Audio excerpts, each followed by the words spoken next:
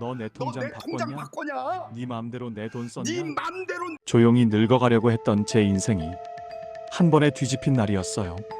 저는 올해 72, 평생 택시만 몰던 아버지입니다. 이름은 정태수예요. 손님들한테는 늘 그렇게 말했죠. 어르신, 어디까지 모실까요? 근데 이제는 제가 누군가에게 모셔지는 신세가 됐더라고요. 먼저 말씀드릴게요. 이 이야기는 창작된 드라마 시나리오입니다. 하지만 어쩌면 화면 너머에 계신 여러분 이야기일 수도 있어요. 그래서 끝까지 한번 들어보셨으면 좋겠습니다. 은퇴하고 처음 몇 달은 좋았습니다. 아침에 눈을 떠도 나갈 택시가 없다는 게 참 이상하면서도 편하더라고요. 근데요, 사람이 할 일이 없으니까 생각이 너무 많아져요. 아, 이제 난 뭐지? 택시 벗어나면 나는 뭐가 남지? 아내는 몇 년 전에 먼저 갔습니다. 병실 침대 옆에서 마지막으로 제 손을 꼭 잡고 당신 없인 못 살아? 이러더니 먼저 떠났어요. 그 말이 속이 시리게 그립더라고요. 정작 저는 아내 없이 잘 먹고 잘 자면서도요. 집은 조용했습니다. 벽시계 초침 소리만 들렸어요. 애들은 각자 살기 바쁘다고 문자 한 줄, 아빠 잘 계시죠? 그걸로 효도를 다 한 줄 알아요. 그런 어느 날이었습니다. 둘째 아들이 찾아왔어요. 아빠, 왜 왔냐? 뭐야? 아들이 아버지 보러 왔다는데 왜 그래? 괜히 미운 소리가 먼저 나갔습니다. 보고 싶었다는 말은 목까지 올라왔다가 그냥 다시 내려갔고요. 아빠, 요즘 집에만 계시지? 어디를 가? 갈 데가 있어야 가지. 그러니까 그게 문제야. 아들은 제 방을 한번 훑어보더니 어디서 들고 온 브로셔를 내밀더라고요. 이게 뭐냐? 실버타운 노인정 같은 거냐? 그거랑은 완전 달라. 아빠, 호텔 같아. 수영장도 있고 프로그램도 많고 친구들도 생기고 실버타운 TV에서만 보던 곳이었죠. 돈 많은 노인네들이나 가는 데라고 생각했습니다. 야, 거긴 돈 많은 사람들이 가는 데잖아. 아빠 집 팔면 몇 년은 거뜬해. 그 말에 가슴이 쿵 내려앉았어요. 내 집은 왜 팔아? 아빠 거긴 너무 낡았어. 엘리베이터도 없고 아빠 무릎도 안 좋잖아. 4층까지 계단 오르내리는 거 나도 매번 걱정돼. 말은 그럴듯했죠. 근데 제 귀에는요, 아빠 집 팔자, 이 말만 계속 울렸어요. 넌 아버지 집이 그렇게 쉽게 보이냐? 그게 아니고 우리도 대출 갚기 바쁘고 애들 학원비에 뭐해. 솔직히 아빠 혼자 사시는 집 너무 아까워. 정말 솔직하더군요. 그래서 더 서운했습니다. 그날 밤 브로셔를 혼자 펴봤어요. 해오름 실버빌. 이름은 참 좋더라고요. 사진 속 노인들은 다 웃고 있었어요. 정원에서 차를 마시고 노래 교실에서 박수치고 수영장에서 물놀이도 하고. 저게 진짜일까? 문득 생각이 들었습니다. 택시 몰 때 손님들 태우고 이런저런 얘기 많이 들었거든요. 실버타운? 거긴 돈 있는 사람들 가는 감옥이야. 자식들이 그냥 맡겨놓는 데지 뭐. 그 말들이 머릿속에서 떠나지 않았어요. 근데 한편으론 솔직히 끌리기도 했습니다. 집에 있으면 하루 종일 말 한마디를 안 할 때도 있거든요. TV에서 나오는 앵커 목소리만 집안을 채우고요. 그래, 거기 가면 친구라도 생기려나. 죽기 전에 내 이름 한 번이라도 불러줄 사람이 있을까? 이런 생각이 들자 브로셔에 적힌 전화번호가 자꾸 눈에 밟혔어요. 며칠 뒤 큰애까지 다 같이 모였습니다. 아버지, 우리 솔직하게 한번 얘기해요. 큰애는 늘 진지했죠. 그래서 더 무서웠습니다. 뭐를? 아버지 앞으로 생활. 애들은 이미 다 의논을 끝낸 얼굴이었어요. 저만 모르고 있었던 거죠. 아버지 혼자 계시는 거 우리도 마음이 불편해요. 마음이 불편하면 자주 오면 되지. 그게 쉽지가 않잖아요. 그 말이 칼처럼 꽂혔어요. 아버지, 우리 바쁩니다. 그러니 이해하세요. 딱 그 뜻이었거든요. 그래서 결론이 뭐냐? 큰애가 조심스럽게 말을 꺼냈습니다. 집은 정리하시고요. 그래, 해오름 실버빌로 가시는 게 어떨까 싶어요. 순간 귀가 멍해졌어요. 나더러 집도 팔고 거기로 들어가라고? 아버지, 집값이 지금 제일 좋을 때래요. 나중에 떨어지면 너무 아깝잖아요. 니들 내 걱정하는 거냐? 집 걱정하는 거냐? 침묵이 흘렀습니다. 애들 눈이 잠깐 흔들리더니 곧 피곤한 표정으로 굳어졌어요. 아빠, 솔직히 말할게. 둘째가 한숨을 쉬며 말했습니다. 우리 아빠 모실 자신 없어. 그 말에 가슴이 쿵 하고 내려앉더니 그 다음엔 아무 생각도 안 나더라고요. 그날은 그냥 그렇게 끝났습니다. 며칠을 고민했습니다. 손에 브로셔를 쥔 채로 소파에 앉아 천장만 바라보는 날이 이어졌어요. 어느 날 거울 앞에 섰습니다. 하얗게 센 머리, 깊게 팬 주름, 축 처진 어깨. 야, 정태수, 내가 이렇게 늙었냐? 스스로한테 말해봤어요. 대답해줄 사람은 거울 속 저뿐이었죠. 그때 문득 아내가 떠나기 전에 했던 말이 떠올랐습니다. 여보, 나 없다고 애들한테 너무 기대지 마. 왜? 걔들도 자기 인생 사는 거야. 당신 인생은 끝까지 당신이 책임져. 그때는 그 말이 그렇게 서운했어요. 죽어가면서까지 그런 말을 하나 싶었거든요. 근데 이제 보니 아내가 미리 알려준 거더라고요. 노후의 진실을요. 그래서 결정했습니다. 그래, 한번 가보자. 가서 마음에 안 들면 내가 나오는 거지 뭐. 문제는 한번 들어가면 쉽게 나올 수 있는 곳이 아니라는 걸 그땐 몰랐다는 겁니다. 해오름 실버빌은 생각보다 화려했습니다. 로비에 들어서자 큰 호텔 같은 향기가 났어요. 바닥은 번쩍거리고 벽에는 커다란 그림들이 걸려 있었죠. 와, 여기가 노인네들이 사는 데라고? 저도 모르게 입이 벌어졌어요.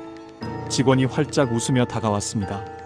정태수 어르신 오셨어요. 예, 아버지 어떠세요? 둘째가 제 눈치를 봅니다.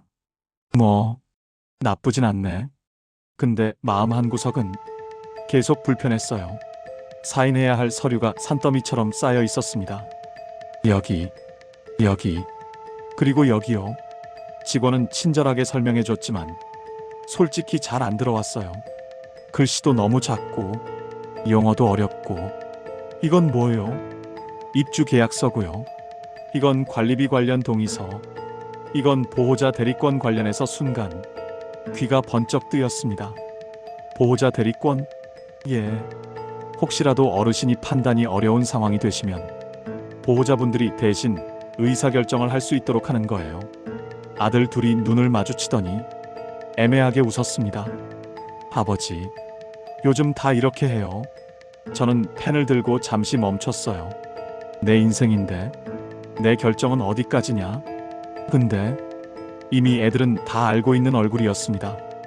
저만 모르는 판이었죠. 결국 서류에 사인을 했습니다. 에이, 설마 나한테 나쁜 짓 하겠어. 내 자식인데. 그 생각 때문이었던 것 같아요. 그게 첫 번째 실수였습니다. 방은 깨끗했습니다. 작지만 호텔방처럼 정리돼 있었어요. 아버지, 여기 침대 좋네. 여기 화장실은 미끄럼 방지 다 돼 있고요. 응급 호출 버튼도 있어요. 혹시라도 넘어지시면 바로 저희가 달려와요. 직원 설명을 들으면서도 제 눈은 자꾸 창문 밖을 봤어요. 아파트 단지들, 멀리 보이는 시내, 저기 어딘가에 내가 살던 집도 있을 텐데. 아빠, 그럼 우리 갈게. 애들이 일어섰습니다. 벌써냐? 내일도 와야지. 짐 더 가져다 드려야지. 그래, 애들 등이 문 밖으로 사라질 때까지 저는 아무 말도 못했어요. 문이 닫히는 소리, 딸깍. 그게 그렇게 크게 들릴 줄은 몰랐습니다. 실버타운 생활은 처음 일주일은 꽤 괜찮았습니다.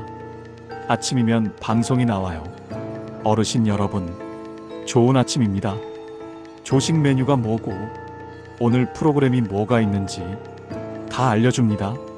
와, 여기 진짜 호텔 같네. 처음엔 그런 생각도 했어요. 그리고 그곳에서 제 인생을 바꾸는 사람을 만났습니다. 처음 뵙겠습니다. 저는 박노인 아니 박병수라고 합니다. 맞은편 방에 사는 할아버지였습니다. 저보다 2살 많다더군요. 저는 정태수라고 합니다. 택시 기사 하셨죠? 어떻게 알았습니까? 손이 그래요. 핸들 잡던 손. 그 말에 웃음이 빵 터졌습니다. 오랜만에 크게 웃어본 것 같았어요. 나는 공장 다니다가 정년했어요. 근데 집에 있어봤자 마누라 눈치만 보여서 여긴 자식들이 보내셨어요? 당신도? 우리는 서로 눈만 마주보고 웃었습니다. 대답 안 해도 다 알겠더라고요. 그렇게 우리는 금방 친구가 됐습니다. 태수씨, 오늘 노래교실 가요? 아이, 노래 못하는데. 여기선 음치도 환영이에요.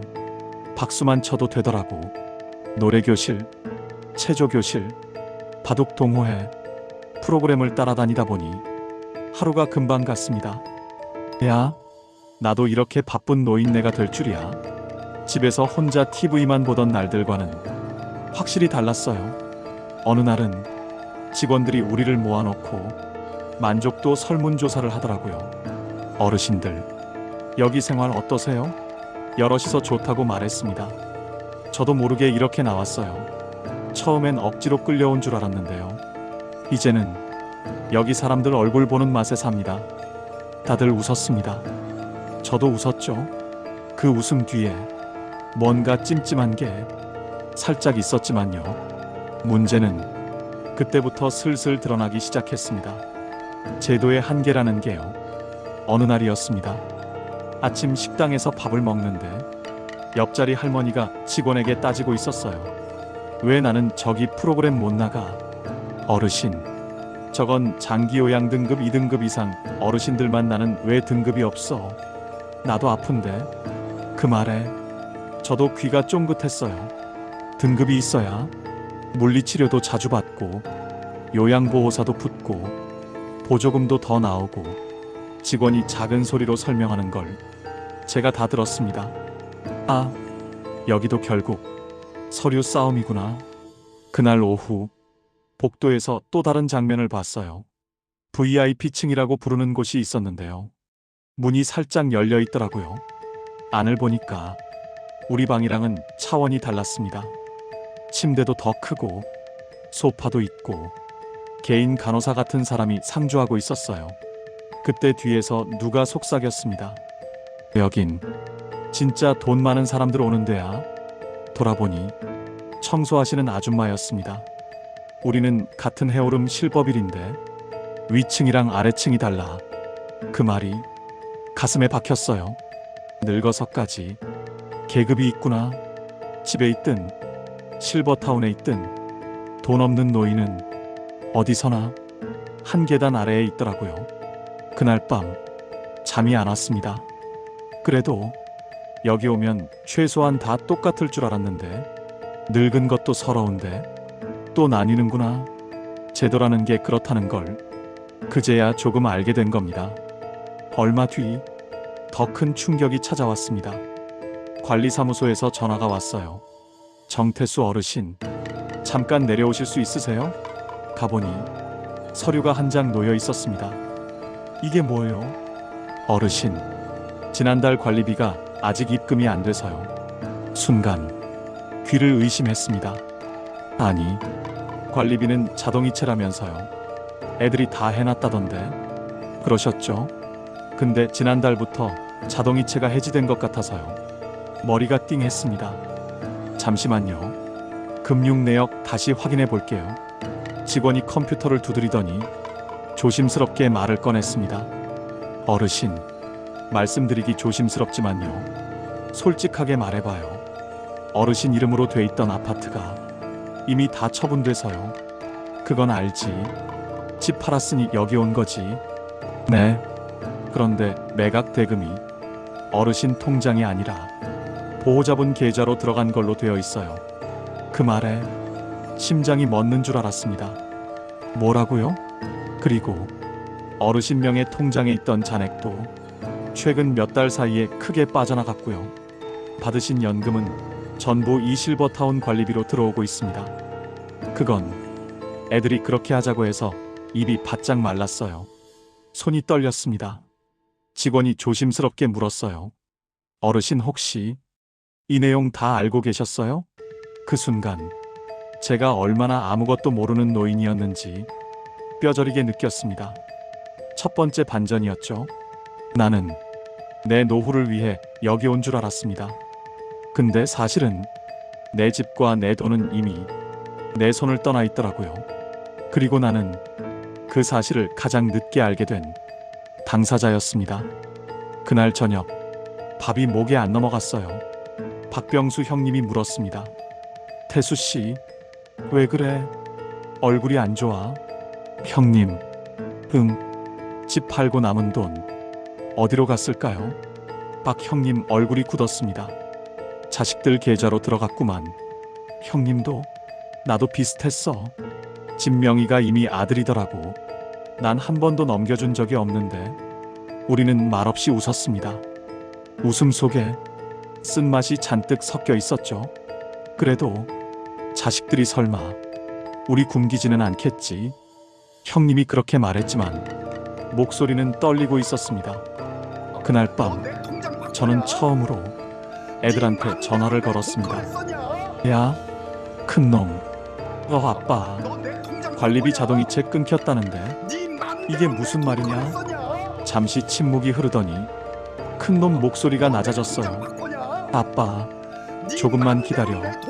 뭘 기다려? 이 사람아, 회사에서 일이 좀 꼬여서 둘째도 비슷한 소리를 했습니다. 아빠, 우리도 지금 너무 힘들어. 그래서 내 돈을 그렇게 쓰냐? 말이 나오고 나서 저도 놀랐습니다. 평생 애들한테 그런 말 처음 해봤거든요. 아빠, 우리가 다 설명할게. 근데 지금은 좀 통화는 제대로 된 대답 없이 끝났습니다. 그때 알았습니다. 이제부터는 내 노후를 내가 지켜야겠구나. 누구도 나 대신 책임져 주지 않는다는 걸요. 여기까지 들어보신 여러분, 혹시 마음이 조금 무거워지셨나요? 근데요, 이게 끝이 아닙니다. 제 인생 두 번째 반전, 그리고 세 번째 반전이 이 실버타운에서 연달아 터졌거든요.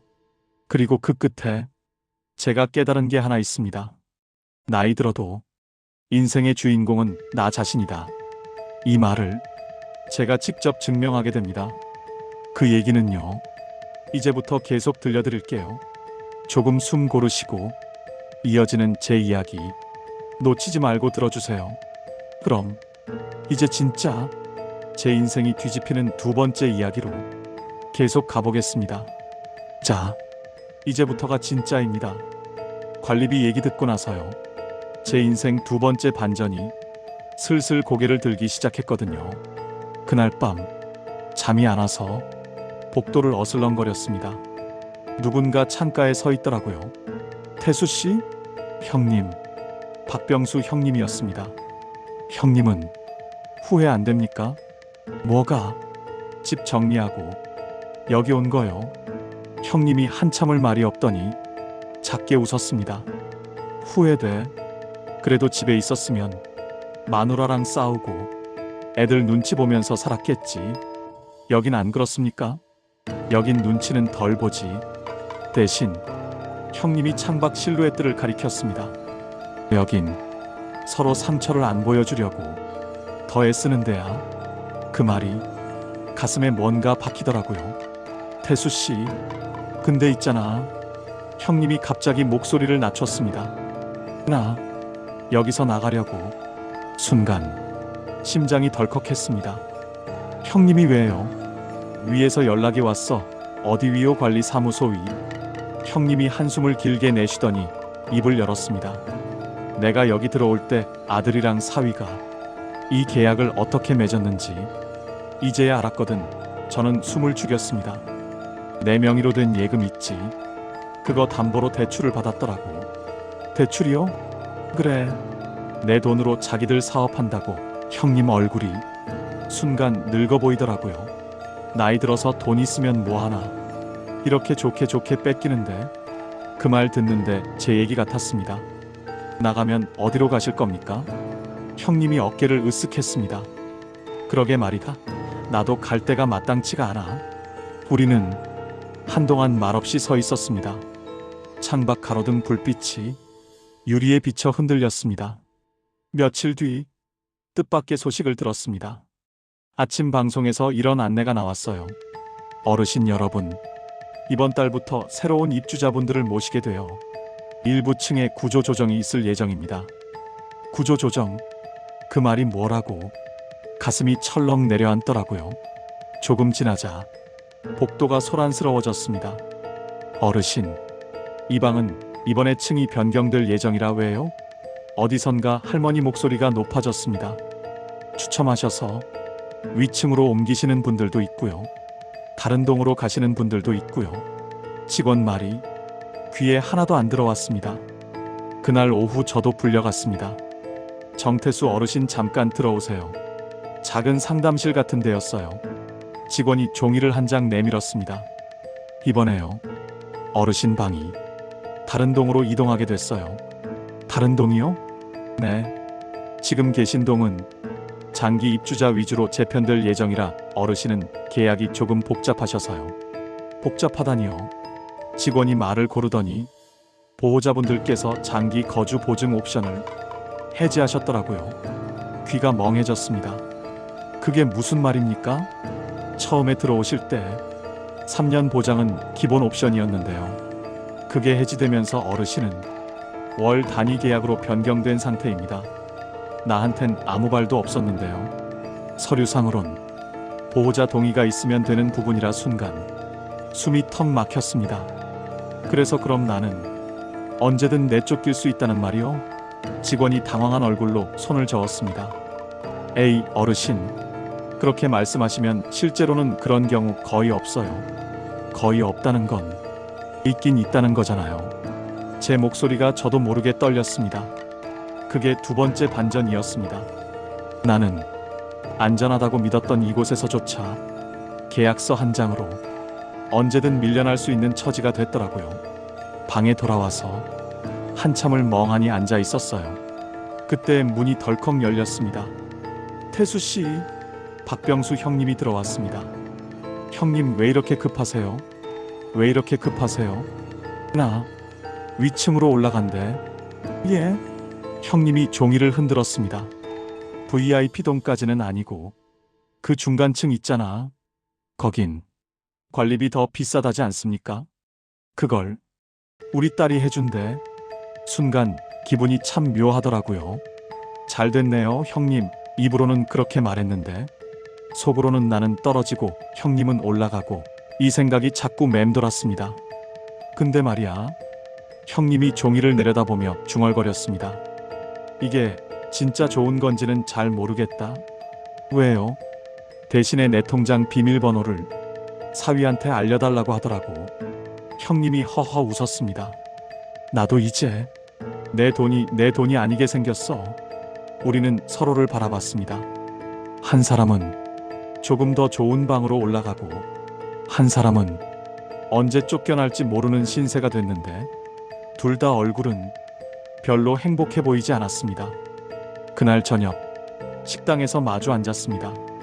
형님은 만약에 여기서 나가면 어디 가고 싶으십니까? 제가 물었습니다. 글쎄, 형님이 밥알을 한참 씹다가 조용히 말했습니다. 내가 살던 동네 그 골목 냄새가 아직도 기억나. 골목 냄새요? 새벽에 출근하는 사람들 김치찌개 끓는 냄새, 빵집에서 빵 굽는 냄새, 거기에 약간 섞인 사람 사는 냄새. 형님 말에 저도 내 집이 떠올랐습니다. 좁은 현관 낡은 신발장 벽에 걸린 아내랑 같이 찍은 사진. 우리 집에서는요, 제가 말했습니다. 아침마다 아내가 믹스커피 타는 냄새가 났어요. 형님이 웃었습니다. 그 싸구려 커피 냄새가 왜 이렇게 그립냐? 그러게요. 우리는 둘 다 한동안 말이 없었습니다. 실버타운 식당에서는 영양사들이 계산한 균형 잡힌 식단이 나옵니다. 근데 이상하죠. 아내가 끓여주던 짜고 매운 된장찌개가 훨씬 더 그립습니다. 그날 밤 큰애에게 다시 전화를 걸었습니다. 야, 아빠. 목소리가 예전보다 더 조심스러워졌더라고요. 너희들 내 계약 바꿨냐? 조용해졌습니다. 아빠, 그게 상황이 좀 바뀌어서. 누가 상황을 바꾸래?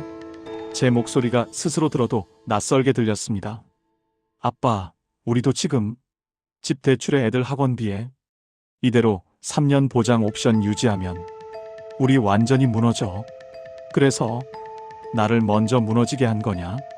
말하고 나서 한숨이 나왔습니다. 아빠, 어차피 아빠도 실법일 생활 괜찮다고 했잖아. 내가 언제까지 괜찮다고 했냐? 전화를 쥔 손이 덜덜 떨렸습니다. 그래도 우리가 아빠 버린 건 아니잖아. 그 말이 귀에 박혔습니다. 버린 건 아니고, 아빠가 혼자 사시는 것보다 여기가 훨씬 안전하니까 우리도 안심이고. 누가 안심이냐? 순간 양쪽에서 긴 침묵이 흘렀습니다. 야, 제가 조용히 말했습니다. 너희 안심시키려고 내 인생 맡긴 거 아니다. 큰애가 한참 후에야 말했습니다. 아빠, 우리 다 같이 한번 만나서 얘기하자. 좋다. 전화를 끊고 나서도 심장이 오래 뛰었습니다. 며칠 뒤 실법일 1층 카페에서 아이들을 만났습니다. 둘 다 예전보다 더 늙어 보이더라고요. 아빠, 왔냐? 우리는 묵묵히 커피를 마셨습니다. 먼저 입을 연 건 둘째였습니다. 아빠, 솔직히 말해도 돼? 이미 충분히 솔직했잖니? 아빠 모실 자신 없다고. 둘째가 고개를 떨궜습니다. 맞아, 우리 모실 자신 없었어. 근데 아빠, 우리도 무서웠어. 뭐가? 큰애가 말을 이었습니다. 뉴스 보면 홀로 사는 어르신들 집에서 며칠씩 모르고 있다가 발견되고, 아빠도 어느 날 그런 뉴스 주인공 될까봐. 그래서 날 여기 말고 뉴스 안 나오게 해두자. 그 생각이었냐? 큰애가 고개를 저었습니다. 아빠, 우리 잘한 거 없는 거 알아. 근데 우리도 아빠 인생을 어떻게 책임져야 할지 아무도 안 가르쳐 줬어. 그 말에 잠시 말문이 막혔습니다. 사실이죠. 누가 자식들에게 부모 노후를 이렇게 책임져라 정답을 알려준 적이 없으니까요. 하지만 그렇다고 해서 내 집과 내 계약을 나 몰래 바꿀 권리가 생기는 건 아니었습니다. 좋다, 제가 말했습니다. 그럼 오늘은 나도 솔직하게 말할게. 애들이 저를 바라봤습니다. 나 너희 집 걱정보다 내 마지막 10년이 더 중요하다. 둘째가 움찔했습니다. 아빠, 우린 아빠가 우리한테 너무 기대는 게 무서웠어. 난 너희가 나한테 기대는 게 더 무서웠다. 서로 조금은 웃겼습니다. 무서운 방향만 서로 달랐던 거죠. 그때였습니다. 옆 테이블에서 누가 슬쩍 다가왔습니다. 실례합니다. 혹시 정태수 어르신 되세요? 낯선 여자였습니다. 명찰이 달려있더군요. 노인권익센터 상담사. 예.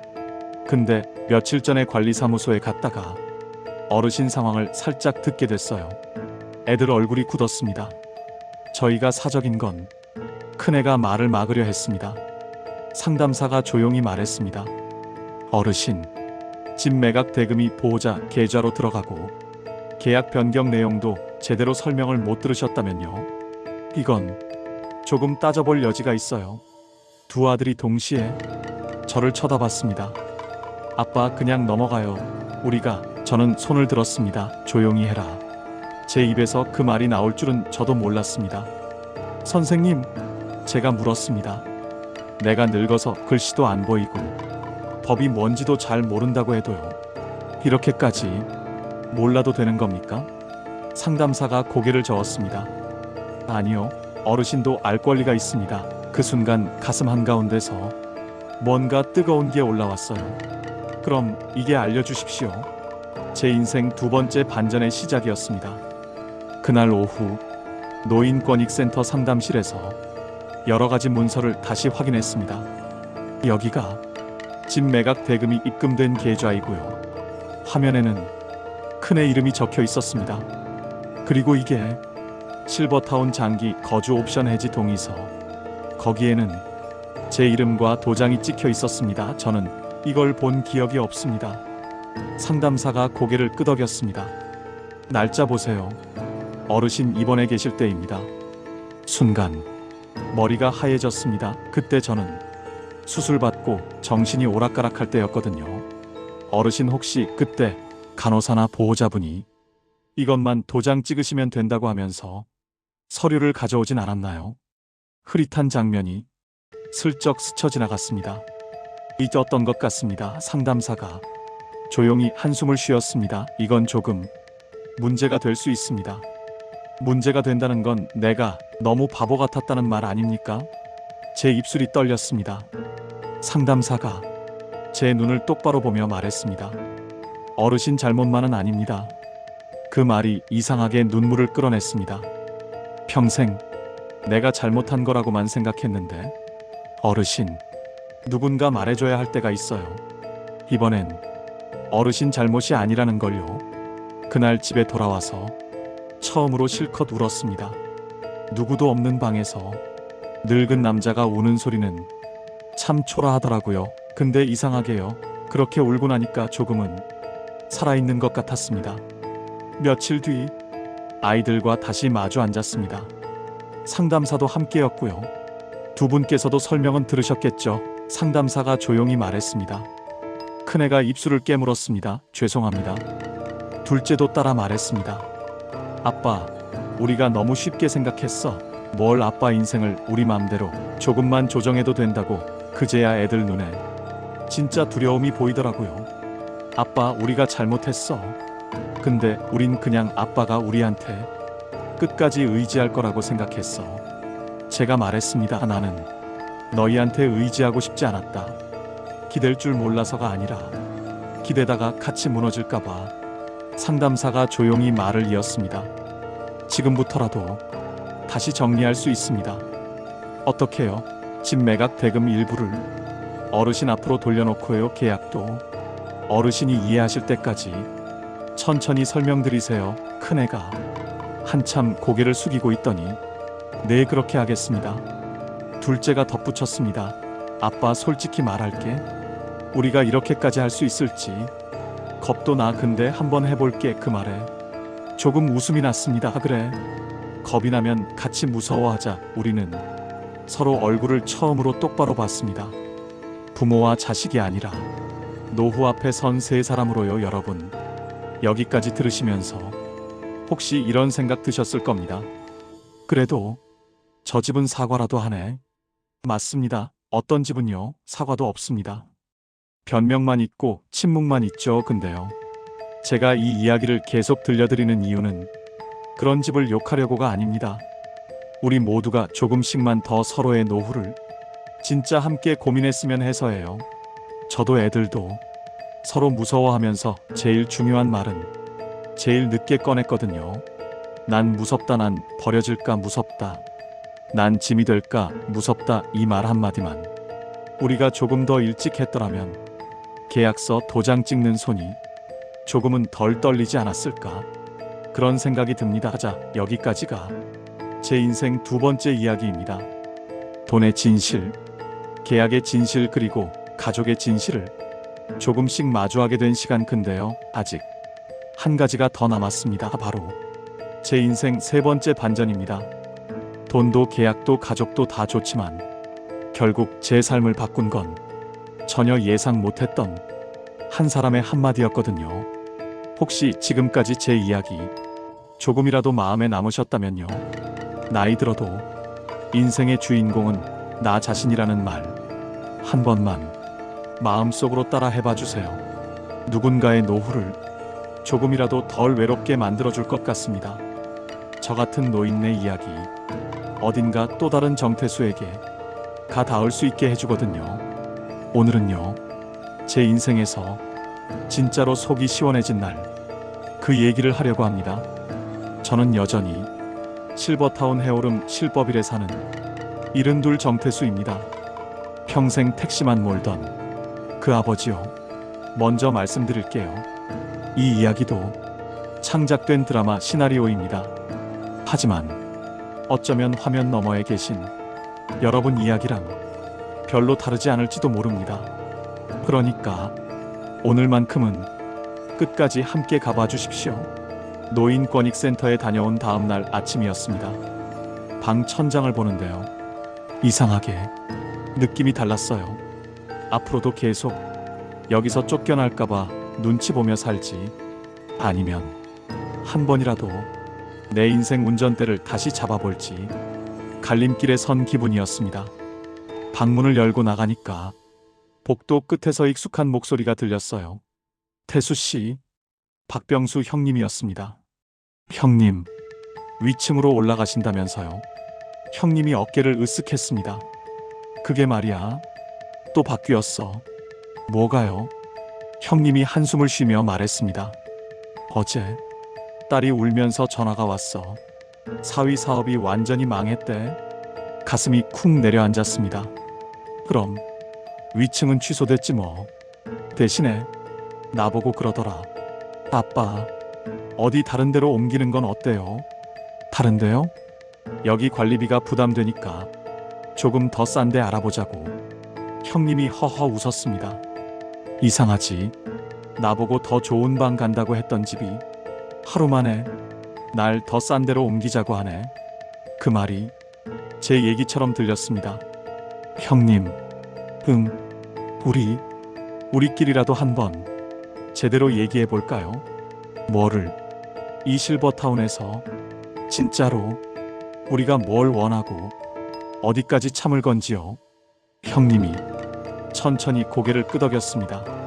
점심시간이 끝난 후 공용 휴게실에 사람들을 모았습니다.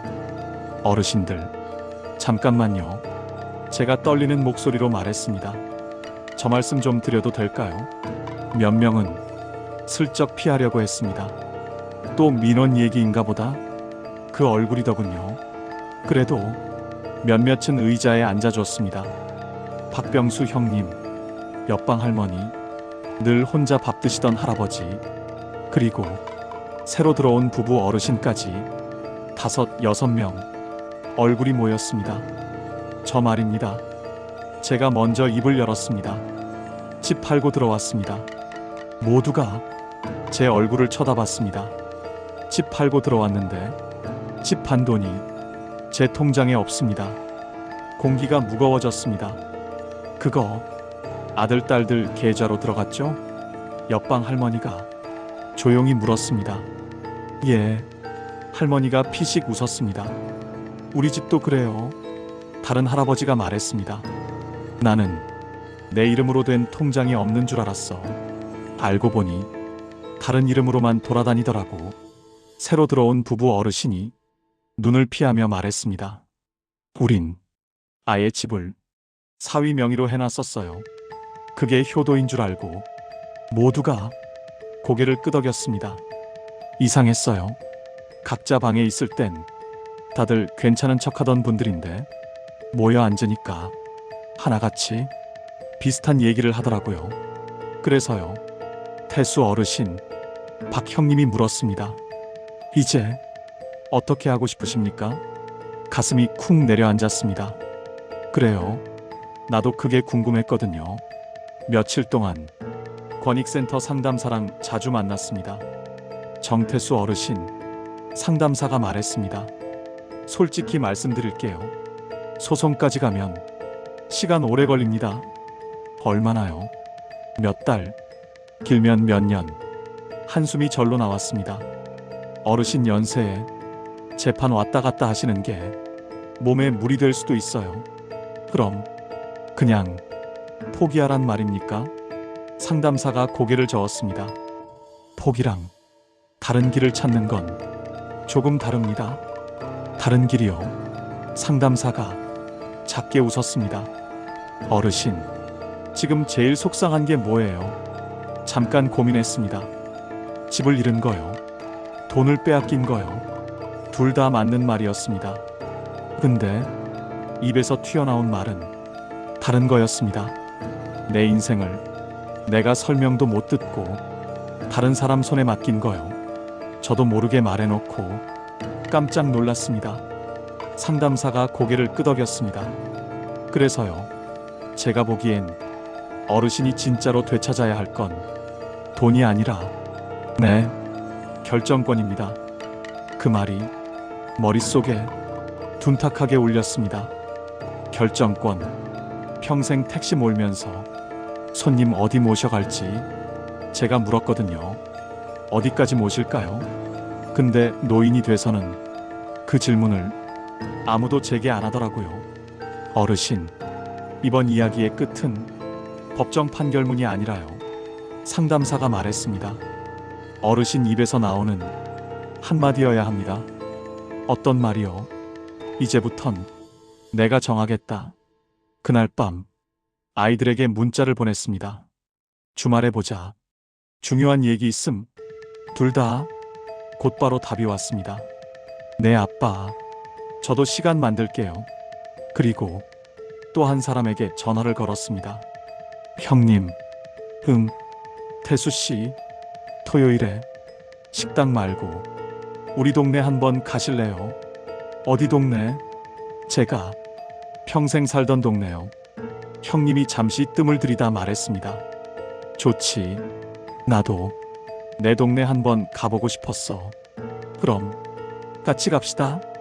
근데 실법일에서 나가게 해줄까? 그거요. 제가 웃었습니다. 이번엔 내가 먼저 물어보려고요. 뭐라고? 어디까지 모실까요? 이게 아니라 나 오늘 잠깐 나갔다 오겠습니다. 라고요. 토요일 아침 관리사무소에 들렀습니다. 어르신 오늘 외출이요? 직원이 묻더군요. 예, 조금 멀리 갈 겁니다. 몇 시쯤 돌아오세요? 그건 제가 정하겠습니다. 직원이 잠깐 놀란 얼굴로 저를 보더니 어색하게 웃었습니다. 아, 예요. 외출 기록만 남기면 됩니다. 옆에 서 있던 박병수 형님이 작게 웃었습니다.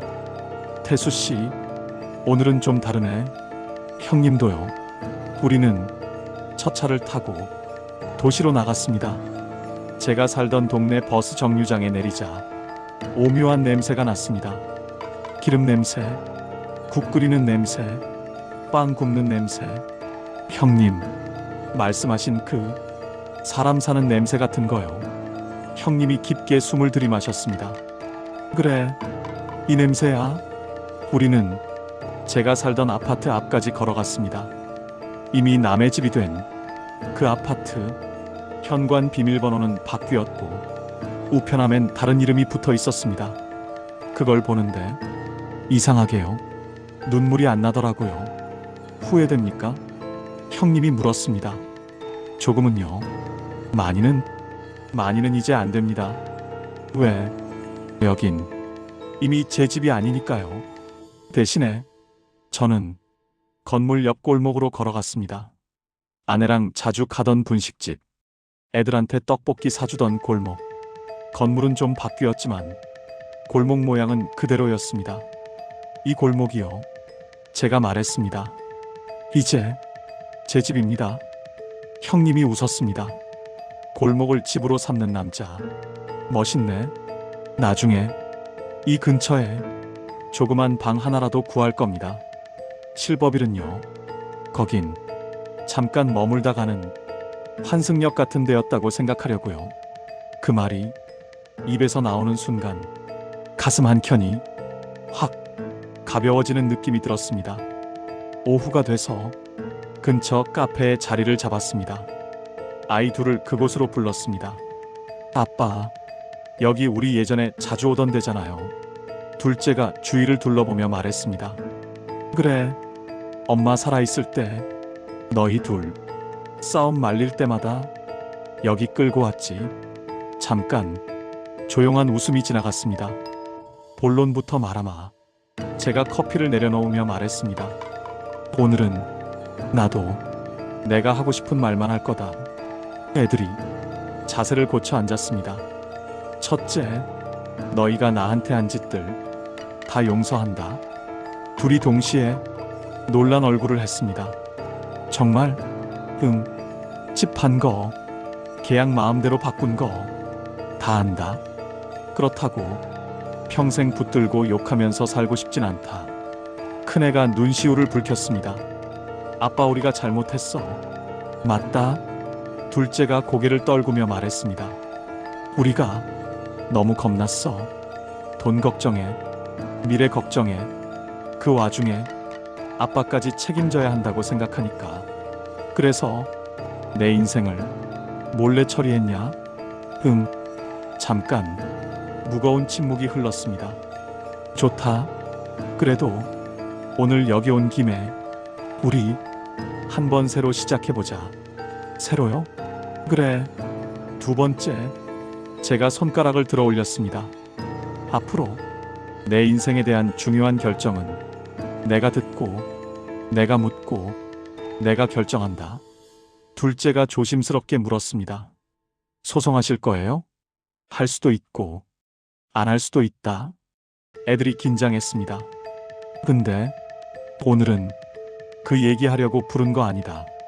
그럼 나는 너희 상대로 싸워서 이겨도 마음이 시원할 것 같지가 않다. 제가 천천히 말을 이었습니다. 대신 이렇게 하자. 첫째, 제가 큰애를 봤습니다. 집 판 돈 중에 너희가 이미 써버린 건 내가 그냥 산다. 큰애가 고개를 번쩍 들었습니다. 정말? 그때 너희도 죽을 맛이었을 거니까. 둘째가 울먹이며 말했습니다. 아빠, 우리가 그 돈으로 살았던 시간들이 갑자기 너무 부끄럽다. 부끄러운 줄 알면 됐다. 대신 제가 크게 숨을 들이쉬었습니다. 지금이라도 남아있는 돈, 그리고 앞으로 너희가 벌 돈 중 일부 내 노후를 위해 내 이름 통장으로 따로 모아둬라. 아빠 이름으로요? 그래. 이 통장은 내가 쓸지 내가 안 쓸지를 내가 결정한다. 큰애가 천천히 고개를 끄덕였습니다. 알겠어요. 아빠 명의로 다시 만들어요. 그리고 셋째, 저도 놀랐습니다. 조금 전부터 숫자를 세고 있는 제 자신이 나는 실버타운을 내 집으로 삼지 않겠다. 둘째가 놀란 눈으로 쳐다봤습니다. 그럼 어디서 사시려고요? 이 동네. 제가 창밖 골목을 가리켰습니다. 여기 근처 조그만 반지하든 옥탑방이든 원룸이든 상관없다. 아빠, 거기 위험해요. 계단도 많고 위험하면 너희가 와서 난간이라도 만들어라. 둘째가 웃다 말고 울어버렸습니다. 아빠, 진짜 너무하다. 왜? 이렇게 얘기하니까 우리가 진짜 아빠 자식 같잖아. 그래, 너희는 내 자식이다. 그래서 더 이상 내 인생을 대신 살아주지 않았으면 좋겠다. 그날 저녁 실버빌로 돌아와서 박병수 형님 방에 들렀습니다. 형님, 갔다 왔어? 네, 오늘 애들이랑 정리 좀 했습니다. 어떻게? 일단 저 혼자 나가보는 걸로요. 실버빌에서? 예. 형님이 한참 저를 보더니 작게 웃었습니다. 부럽다. 뭐가요? 나는 아직 겁이 나서 못 나가겠거든. 형님, 근데 말이야. 형님이 창밖을 보며 말했습니다. 혹시 같이 나가자는 말만 안 했으면 좋겠다. 왜요? 그 말 들으면 솔깃할까봐 저도 모르게 크게 웃어버렸습니다. 형님, 알고 계십니까? 뭘? 이미 그 말 한 거랑 다름없습니다. 형님이 한참 웃었습니다. 그러다 갑자기 진지한 얼굴이 됐습니다. 나도 생각 좀 해볼게. 진짜로. 형님, 우리 혹시라도 둘 다 나가게 되면요. 같이 집 구합시다. 박 형님 얼굴에 오랜만에 소년 같은 표정이 떠올랐습니다. 야, 나이 70 넘어서 룸메이트 구하자는 사람은 내가 처음이다. 택시 기사 룸메이트, 공장 노동자 룸메이트, 괜찮지 않습니까? 형님이 고개를 끄덕였습니다. 괜찮다, 나쁘지 않다. 그 뒤로 몇 주 동안 저는 복지관 사회복지사, 노인센터 상담사, 부동산 중개인까지 별별 사람들을 만났습니다. 어르신 나이에 이사 자주 다니시는 거 쉽지 않으실 텐데요. 부동산 아저씨가 말했습니다. 그래서요, 끝까지 주저앉을 수 있는 데를 찾으셔야죠. 제가 말했습니다. 이제 주저앉으려고 집을 찾는 거 아닙니다. 그럼요, 한 번이라도 내 발로 내 집 현관문 열어보려고 찾는 거죠. 부동산 아저씨가 손을 멈추고 저를 보더니 어르신, 멋있으시네. 무슨 그냥 한 번쯤은 그래보고 싶었습니다. 마침내 작은 빌라 3층, 엘리베이터는 없지만 계단 폭은 넓고 햇빛이 잘 드는 조그만 투룸 하나를 찾았습니다. 여기 어때요? 창문을 여니 먼지 나는 골목 냄새와 국 끓이는 냄새가 함께 들어왔습니다. 형님이 말한 그 냄새네. 가슴이 조금 설렜습니다. 보증금이 조금 부족한데 그때 핸드폰이 울렸습니다. 큰애였습니다. 아빠, 우리 통장 하나 만들었어. 어떤 통장? 아빠 이름으로 노후 통장. 오늘부터 매달 조금씩 넣으려고. 그래. 근데 혹시 급하면 먼저 보증금에 써도 돼. 잠시 말이 안 나왔습니다. 정말 괜찮겠냐? 응. 우리가 좀 더 벌면 돼. 이제라도 아빠가 자기 집 현관문 여는 거 보고 싶어. 그 말에 눈앞이 흐려졌습니다. 그래, 그럼 조금만 도와라. 이렇게 해서 저는 평생 자식들한테 기대기 싫다던 이 노인이 자식 도움 조금은 받기로 했습니다. 대신 결정은 제가 했다는 거, 그게 중요했습니다. 이사하는 날 박병수 형님이 작은 캐리어 하나를 끌고 문 앞에 서 있었습니다. 형님, 그게 뭐예요? 생각해봤는데 말이야. 형님이 말했습니다. 룸메이트 제안 받아들이려고. 형님 집은요? 딸이 그러더라. 아버지, 실버타운도 좋지만 아버지 하고 싶은 대로 한번 살아보시라고. 진짜로요? 그래서 나도 말했지. 형님이 씩 웃었습니다. 보증금 조금만 보태달라고. 우리는 둘 다 웃었습니다. 두 노인이 캐리어 2개 끌고 실버타운을 나가는 모습이 거울에 비쳤습니다. 생각보다 꽤 괜찮아 보이더라고요. 새 집에 들어간 첫날 밤, 형님과 저는 바닥에 앉아 짜장면을 시켜 먹었습니다. 야, 역시 이게 얼마만이야? 짜장면이 몸에 안 좋은 게 실버빌 식당에서 주던 건 입에는 참 좋아. 짜장면 비슷한 무언가요. 역시 형님이 한 젓가락 먹더니 몸에 안 고개를 좋은 게 끄덕였습니다. 역시 입에는 참 몸에 좋아. 안 좋은 게 역시 입에는 참 좋아. 둘이 몸에 안 소리에서 좋은 게 웃었습니다. 그때 창밖에서 택시 지나가는 소리가 들렸습니다. 브레이크 소리, 엔진 소리. 아직도 그 소리 들으면 설렙니까? 형님이 물었습니다. 조금요. 운전대 다시 잡고 싶어? 사실은요. 제가 슬쩍 웃었습니다. 조금은. 야, 나이 70 넘은 노인이 다시 택시 모는 건 무리다. 알아요.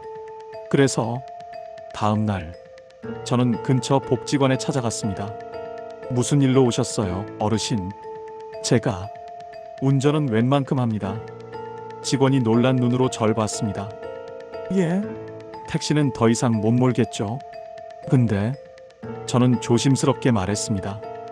동네 어르신들 병원 가시거나 장 보러 가실 때 카카오 택시도 잘 못 부르고 버스도 헷갈리실 거 아닙니까? 그렇죠. 제가 같이 가드리면 어떻겠습니까? 직원이 고개를 갸웃했습니다. 자원봉사 신청이요?